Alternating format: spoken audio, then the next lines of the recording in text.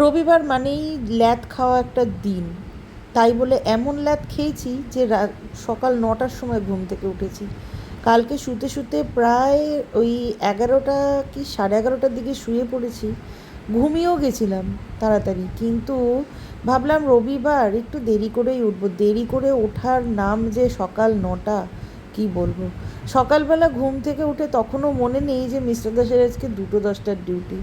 ধীরে ধীরে চা খেয়ে এখন হেলতে দুলতে হেনা লাগাচ্ছি, তখন ঘড়িতে বাজে বেলা 10:30। মিস্টার দাস তো বাজারে গেছে, আজকে সানডে, তো ও নিজেই বাজারে গেল, আজকে আমি আর গেলাম না। তো আমি হেনাটা লাগাতে লাগাতে হট করে তখন ও ফোন করে বলছে যে কি মাছ আনবো। আমি বললাম নিয়ে এসো, তো আজকে তো রবিবার ছুটির দিন। তখন ও আমাকে বলছে যে ছুটি কোথায়, আজকে তো আমার 2:10টার ডিউটি। লে খোকা, আমি তো মাথায় হাত দিয়ে বসেছি যে এখন কি হবে, আমি কোন দিকে রান্না সারবো, কোন দিকে কি করব। তো সকালের ব্রেকফাস্টে আজকে মুড়ি আর কালকে ছোলা বাটুরের ঘুগনি ছিল, সেটা তো এক প্রকার খেয়েছি। খেয়েই তড়িঘড়ি করে রান্না বসালাম। আগেই যে রান্নাটা সেরে নিলে পারে অন্তত খেতে তো দিতে পারবো, তারপরে না হয় ঘরের কাজ। ওপর থেকে নিচ অবধি কিচ্ছু কাজ হয়নি। তার সাথে আবার কালকে মায়ের ঘরের বেডশিট তুলেছিলাম, সেই বেডশিটটা ভিজিয়ে রেখেছিলাম। মায়ের কিছু কাপড় ছিল, আমার কিছু জামা কাপড় ছিল, যেগুলো ডেইলি ওয়্যার আর কি বেরোচ্ছি সেইগুলো। তো সমস্ত মিলিয়ে এক বালতি জমেছে। কখন কি করব জানি না, আজকে মনে হয় ভাত খাওয়া বেলা 5টায় হবে। রান্নাও আজকে যেমন হয়েছে যেন বাড়িতে জামাই আসবে, এত রান্না করেছি আজকে। মাছ ভাজা, তারপরে তেলের বড়া হয়েছে, চিকেন তো হচ্ছে দেখলেন, সজনের ডাঁটা দিয়ে ডাল হয়েছে, আবার পুঁই শাকের চচ্চড়িও হয়েছে। পুঁই শাকটা না করলেও হতো, কিন্তু 2 রকমের শাক এনেছে। শীতকালে ফ্রিজটা হঠাৎ করেই চলতে চলতে বন্ধ হয়ে গেছিলো। ডাক্তার ডেকে ওষুধ নিতে গিয়ে দেখি বিশাল লম্বা ফিরিস্তি দিয়েছে। সে ফিরিস্তি আমার নতুন ফ্রিজের দাম উঠে যাবে।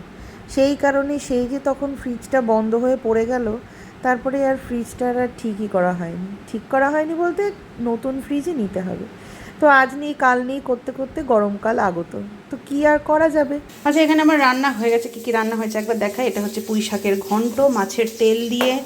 এখানে হচ্ছে তেলের বড়া আছে, এই যে মাছ ভাজা আছে, এখানে হচ্ছে ডাল, আর 2টো মাছ ভাজা এক্সট্রা, ওটা রেখে দিলাম কালকে বাচ্চাগুলোর দিয়ে দেবার। এটা হচ্ছে ভাত, আর এখানে হচ্ছে এই যে চিকেন। আর এখানে হচ্ছে আমি কুমড়োর ফুলের বড়া ভাজছি, যেটা আজকেই নিয়ে এসছি। একবারে সব আমার বর নিয়ে আসে যখন বাজারে যাই।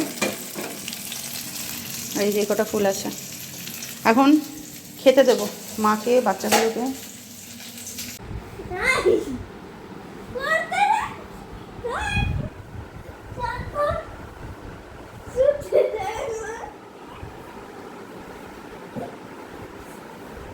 মিস্টার দাস বাজার থেকে একটা তরমুজ এনেছিল। গোটা দুপুর আমাদের বাড়ির 2টো বাচ্চা নিজেও ঘুমালো না, বাড়ি শুদ্ধ কাউকে ঘুমাতে দেয়নি। শেষমেশ বাধ্য হয়ে এখন 3তলায় এলাম। মাকে তো খাওয়া দাওয়ার পরে আমি দিয়েছিলাম কেটে, ওই ঠাকুরকে দিয়েছিলাম, সেইখান থেকেই মাকে দিয়ে দিয়েছিলাম। তো মার খাওয়া হয়ে গেছে, তো আমরা বাড়িতে কেউই খাইনি। তো ভাবলাম যে একটুখানি কেটে খেয়েই নিই, গোটা দুপুর যখন ঘুমাতে দিলই না। তো দিদিভাই ছাদেই ছিল, ওর নাকি আজকে খাওয়া দাওয়া বেশি হয়ে গেছে বলে ও হাঁটছিল। তো এই যে প্রথম টা দিয়ে দিলাম কেটে গুড্ডুকে। আর তরমুজটা না খুব মিষ্টি ছিল, মানে মিষ্টিটা এমন ছিল, ভেতরের যে অংশটা বেশি লাল সেইটাই মিষ্টি ছিল, কিন্তু ওই যত আমরা খেতে খেতে তরমুজটার নিচের দিকে মানে সাদা অংশটার দিকে যাচ্ছিলাম, ঠিক মিষ্টির ভাবটাও ঠিক ততটাই কমতে থাকছিল। এটা সব তরমুজের ক্ষেত্রে কিন্তু হয় না, এই তরমুজটার ক্ষেত্রে আমি দেখলাম। যাই হোক, তরমুজ আমার খুব পছন্দের একটা ফল। আম আর তরমুজ এই দুটোর মধ্যে আমাকে যদি কেউ বাছতে বলে যে আমি কোনটা খাবো, তো আমি সবসময় তরমুজটাই বলবো। তবে হ্যাঁ, বেশি তরমুজ খাওয়াও কিন্তু শরীরের পক্ষে খারাপ, কারণ তরমুজ নিজে একটা খুব গরম ফল। হ্যাঁ, জল জাতীয় ফল ঠিকই, তরমুজ খেলে পারে ওয়েট লস হয় খুব তাড়াতাড়ি, কিন্তু তরমুজ অতিরিক্ত খেলে পারে কিন্তু পেট গরম হয়। খেল না খাবে ও, তাড়াতাড়ি মুখে ঢোকা, অতক্ষণ ধরে খাবার কি আছে? এই খা, দেখি খেল খেল। খেল। আরে তুই খেলে না, আমার বয়স একবার আবার দুবার। একবার তো এইটা তো ওটাই খেলা, কিন্তু ও কি করলো, 8 থেকে কোনায় কি করে চলে এলো, ও ওইখান থেকে ওইখানে আসবে। মোটেও তুমি ভুল খেলেছো। এটাই তো এদিকে স্টার্ট হবে। আজকে আমাদের বাচ্চাগুলোকে একটু কিতকিত খেলা শেখাচ্ছিলাম। এখনকার বাচ্চারা ফোন, কার্টুন এই সমস্ত গেজেটের ভেতরে ঢুকে গিয়ে আসল যে বাচ্চাদের খেলাটা না, সেই খেলাটাই কেউ জানে না। ওরা কিতকিত কিতকিত করে খেলছিল, 11 ইয়ে হয়ে গেছে। ভাল দান করছিল, 11 তো আমরাই সেটা ওদেরকে দেখাচ্ছিলাম। আলটিমেট লাস্টে শিখাতে পেরেছি। তবে হ্যাঁ, প্রত্যেক দিন যদি শিখতে পারে তবেই মানে খেলাটা বুঝবে আর কি, মানে ভুলে যাবে না।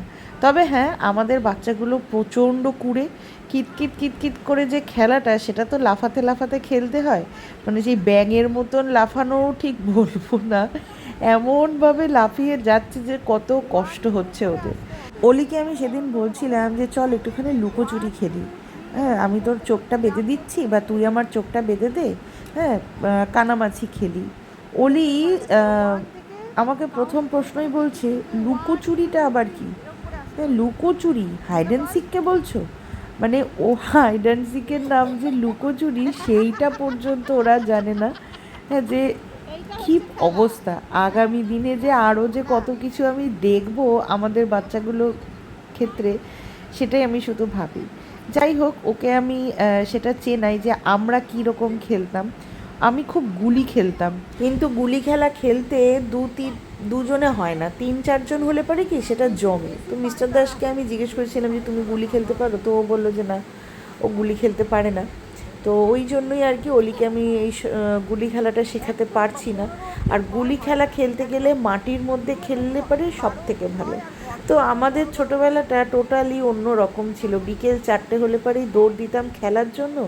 খেলাধুলা করে ঘর ঢুকতে ঢুকতে সেই 6:30 7টা থেকে 8টা কি 8:30 কি 9টা অবধি পড়তাম, পড়ে আবার খেয়ে দিয়ে শুয়ে পড়তাম, আবার ভোরবেলায় ঘুম থেকে ওঠা। মানে তখনকার জীবনটা সত্যিই অন্যরকম ছিল। এখনকার বাচ্চাগুলো তো মানে সেই অনুপাতে কিছুই আমার মেয়ে জানে না, কিছুই জানে না, কিছুই না। ওকে একটু দৌড়াতে বললে পারে ও সে কুনো ব্যাঙের মতন লাফাতে থাকে।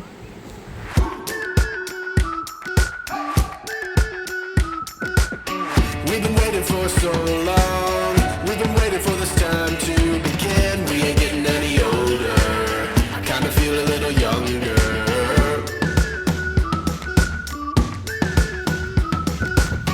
Run away and embrace the day.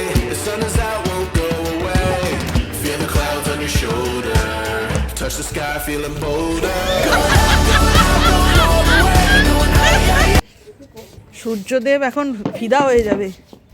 Photo তোলার হিরিক জাস্ট দেখো। আর লাল আসছে না, ও ডুবে গেল, ও ডুবে গেল, ডুবে গেল। Good evening. আমরা এখন বেরোলাম। এই কোথায় যাচ্ছি রে? রেস্টুরেন্টে। আমাদের হট করেই প্ল্যান হয়েছে। হ্যাঁ, আমাদের হট করেই প্ল্যান হয়েছে। বাড়িতে বসে থেকে থেকে চিড়ে ভাজা, খই ভাজা অনেক তো খাওয়া হলো। আবার তো কাল থেকে শুরু হয়ে যাবে ডেলি রুটিন। তো সেই জন্য ভাবলাম যে একটুখানি গিলে আসি।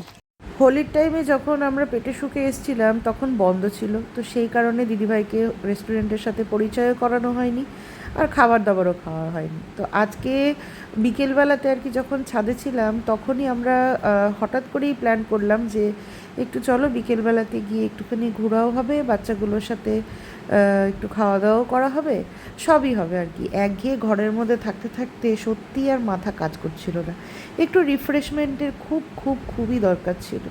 তো যাই হোক, মা বলল যে আমি থাকতে পারবো সন্ধেটা, মাকে চাটা খাইয়ে মা এই টাইমে একটুখানি ঘুমোই, আর আমরাও একটুখানি বেরোলাম। একদম ঘড়ি ধরে এসছি। আর কি ভালো একটা যে কপাল ছিল আজকে, একদম বাড়ির দোরগোড়া থেকেই আমরা টোটো পেয়ে গেছিলাম, মানে একটা প্যাসেঞ্জার নিয়ে এসেছিলো, তো সেই কারণে আর কি আমরাও সেই টোটোতেই চলে এলাম এখানে।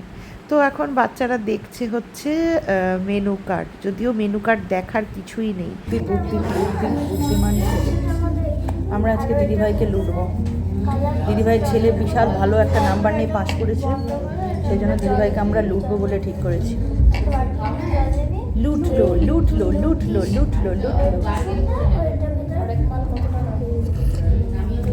যাই হোক, অর্ডার দিয়েছিলাম হচ্ছে একটা ভেজ মোমো, একটা চিলি ভেজ মোমো, আর দিয়েছিলাম হচ্ছে ক্রিসপি চিলি বেবিকর্ন। খাওয়া দাওয়া নিয়ে সেরকম খুব একটা আমি করবো না, কারণ ভেজ মোমোটা এখানে খুব দারুণ বানায়। আমি এর আগেও 2বার না 1বার মতন খেয়ে গেছি। হ্যাঁ, এত জায়গায় ভেজ মোমো খেয়েছি, কিন্তু এখানকার মতন ভেজ মোমোটা না আমি কোথাও পাইনি। ভেতরে স্টাফিংটা এত জুসি, আর আদার একটা ফ্লেভার দেয়, এত ভালো লাগে সেই ফ্লেভারটা। আমি এতদিন ধরে ভেজ মোমোতে রসুনের ফ্লেভারই খেয়েছি, যে কটা জায়গায় খেয়েছি, কিন্তু এখানে আদার ফ্লেভারটা দেয়, সেই জন্য একটু অন্যরকম লাগে, আর খেতেও খুবই ভালো লাগে এই ভেজ মোমোটা। তো ভেজ মোমোটা আমাদের দিয়ে তারপরে নিয়ে এসেছিলো হচ্ছে ওই চিলি ভেজ মোমো, সেটা চিলি গার্লিক ভেজ মোমো। সেটাও বেশ খেতে খুবই সুন্দর ছিল। ওই যে বললাম, খাওয়া দাওয়া নিয়ে খুব একটা আমি করবো না, কারণ খাওয়া দাওয়ার টেস্টটা খুবই সুন্দর মানে খুবই সুন্দর। তবে হ্যাঁ, একটা জিনিস আমার মনটা খুব খারাপ হয়ে গেছিলো, ক্রিসপি চিলি বেবিকর্ন ছিল না, তার পরিবর্তে চিকেন বলা হয়েছিল। তো আমি না সেটা শুনতে পাইনি। আমি যেহেতু চিকেন এখন খাই না, তো আমি শুনেছি যে 1 প্লেট বেবিকর্ন হবে আর 1 প্লেট চিকেন হবে। তো সেটাই হয়েছে। তো দিয়ে যাওয়ার পরে দেখছি যে 2 প্লেটই চিকেন দিয়েছে। তো যাই হোক, যেইটুকু পেরেছি ওরা খেয়েছে, তারপরে বাদবাকিটা পার্সেল করে বাড়ি নিয়ে চলে এসেছিলাম। মিস্টার দাস রাত্রেবেলা এসে খেয়ে নেবে। মোমো তো প্লেন মোমো খাওয়া কমপ্লিট। এটা হচ্ছে ফ্রায়েড চিলি মোমো, যেখানে অর্ধেক আমাদের সবারই খাওয়া হয়ে গেছে, 2 পিস পড়ে রয়েছে। এটা হচ্ছে ক্রিসপি চিলি বেবিকর্ন, এটা হচ্ছে চিকেন বেবিকর্ন, না চিকেন চিকেন। এটা দুটোই ক্রিসপি চিলি বেবি। না, দুটোই ক্রিসপি চিলি না, একটা চিকেন বলে গেল না, চিলি হবে না। আমি বললাম যে তাহলে চিকেন করে দেবে। কিরে গুড্ডু, কেমন খাচ্ছিস বল? আর এসব দিলে পরে আর কি। আচ্ছা, আমরা এসেছি আপনার মাঠে মায়ের জন্য বিস্কুট আর টুকিটাকি কিছু জিনিস নেওয়ার জন্য। ডাক্তার মাকে মেরি বিস্কুট খেতে টোটালি বারণ করে দিয়েছে, তো সেই কারণেই আর কি এখন মাকে আমি দিই হচ্ছে ডাইজেস্টিভ বিস্কুটগুলো, সেইগুলো যেটা ওই রাগি বাজরা এসব দিয়ে আর কি। তো সেইটা মার এখন খেতে একদমই মন চাইছে না, বলছে কেমন খেতে করছে। তো আমি বললাম যে তাহলে সকালবেলায় ওই বিস্কুটটা খাবে, আর রাতের বেলাতে বিকেলবেলাতে আর কি যখন চাটা দেবো তখন তাহলে নোনতা কিছু, বলছে যে নোনতা কিছু নিতে হবে না, তুই আমার জন্য নিয়ে আসবি, কি বলে ক্র্যাকারগুলো আর কি, টোস্ট বিস্কুটগুলো। তো সেই আর কি টোস্ট বিস্কুট নিতে এসেছি। সুগার ফ্রিওয়ালা তো পেলাম না, শেষমেশ সবিস্কোর উইদাউট এলাইচি ফ্লেভারওয়ালাটা নিলাম। আর ইয়েটা আলাদা, ওটা আলাদা। দিদিভাই এখানে বডি স্প্রে টেস্ট করছে, বডি স্প্রে নেবে একটা। আরে গরমকালে আসছে না অফিসেতে, এটা ঠিক আছে। ঠিক আছে, চলো। আমি নিয়ে নিয়েছি একটা শ্যাম্পু, তেল, আর মার জন্য হচ্ছে একটা টোস্ট।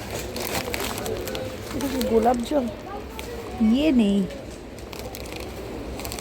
কী বলে ওটাকে? ওকে, খাওয়া দাওয়া কেনাকাটা সমস্ত কিছু কমপ্লিট।